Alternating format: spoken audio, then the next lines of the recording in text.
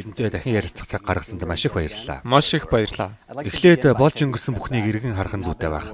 Украин улс бараг 3 жил 9 сарын турш дайтаж байна. Үүнийг тойрсон санаа зовоос асуудлуудаж маш их байна. Дайн үргэлжилсэн өдөр бүрт хүний аймнаас мөнгө санхүү яригдана. Энэ дайныг шийдвэрлэх үйл явц удааширч одоо хүртэл үргэлжилж байгаа санаа зовоож байна. Өнөөдөр дайн ихснээс хойш 1357 дахь өдөр.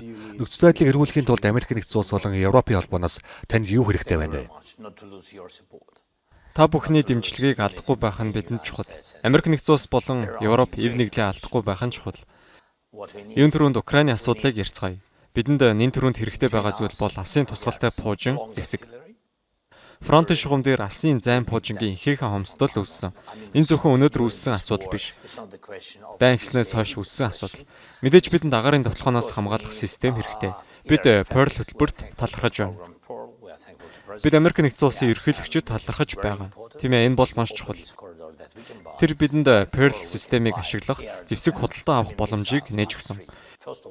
Pearl хөтөлбөрөөр дамжуулан бид агаарын довтлохоноос хамгаалах систем худалдан авч болох болсон.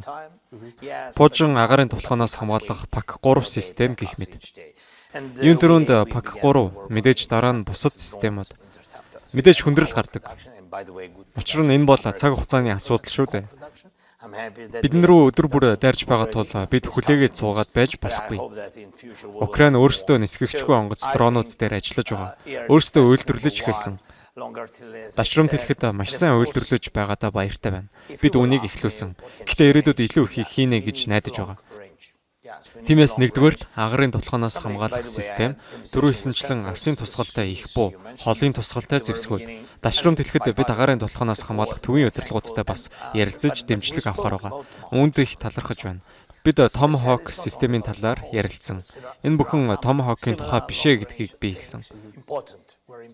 Үүнтэй төстэй холын тусгалтай пуужин, агаарын довтлохоноос хамгаалах систем зэрэг бидэнд маш хэрэгтэй олон зүйл байгаа. Оросын нутаг дэвсгэр дээр агаарын довтлохоноос хамгаалсан асар том системүүд бий. Тэм учраас нисгэгчгүй онгоцтой байх нь бидэнд хангалтгүй. Бидэнд өөр зэвсэг хэрэгтэй. Хэрвээ тэд бид рүү дахиж довтлол бид хариу өгөх чадвартай байх ёстой.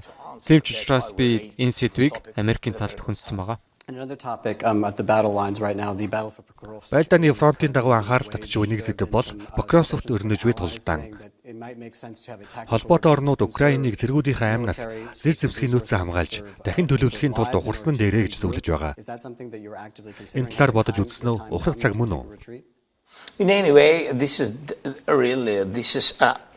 Энэ бол генералуудын шийдэх асуудал. Мэдээж би цэргүүдэд дэмжинэ. Ялангуяа дайны талбарт байрлаж нөхцөл байдлыг хянаж буй командлагч нарыгаа сонсно. Энэ тулалдаан бидэнд хэд үнэтэй тусаж болно. Бид хамгийн үн цэнтэй хөрөнгө алдаж болохгүй. Тэр нь манай цэргүүд. Мэдээж дайны талбарт газар дээр нь шийдвэр гаргах ёстой.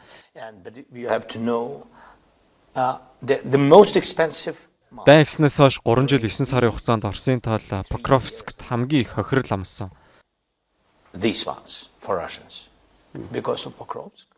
Дроны бичлэгээс тооллого хийхэд 10 дугаар сард л гэхэд Оросын албанаас 25 мянган цэргээ алдсан гэж үзэж байгаа. Видео бичлэгээс амссан хохирол нь харагдаж байна.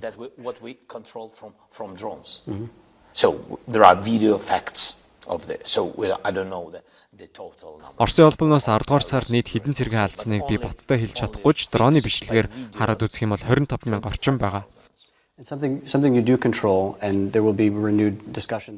Таны мэдлийн нэг асуудал бол хүн хүч буюу цэрэг татлагыг өргөжүүлэх хэсэг юм. Энэ талаар хэлэлцэж үзсэн үү? Жишээлбэл Запорожьед хийсэн ухралтаас харуул холбоотнуудын талаар хөндөж байж магадгүй.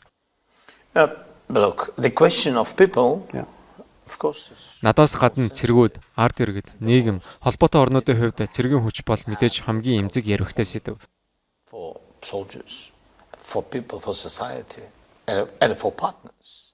Та Орос болон Украины хүн амын тоог мэдэж байгаа. Манай хүн ам харьцангуй цөөн.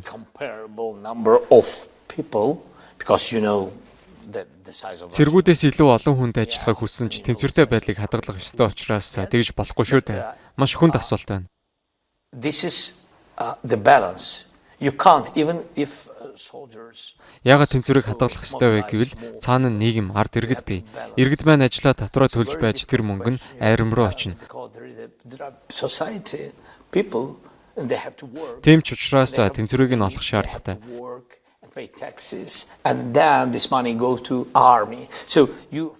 Дотоодын цэргийн хүчнийхэндээ ярьж байхад энэ сэдв хөндөгддөг үү гэвэл тийм.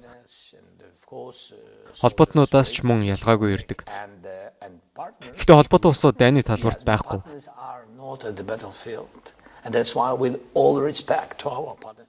Тийм учраас би холбоотнуудынхаа санал хүсэлтэд хүндэтгэлтэй хандаж байгаагаа илэрхийлээд манай арим сар бүр 30 мянган цэрэгт ажиллахаар шийдвэрсэн гэдгээ хэлсэн байгаа. Одоо энэ төлөвлөгөөний дагуу ажиллаж байна.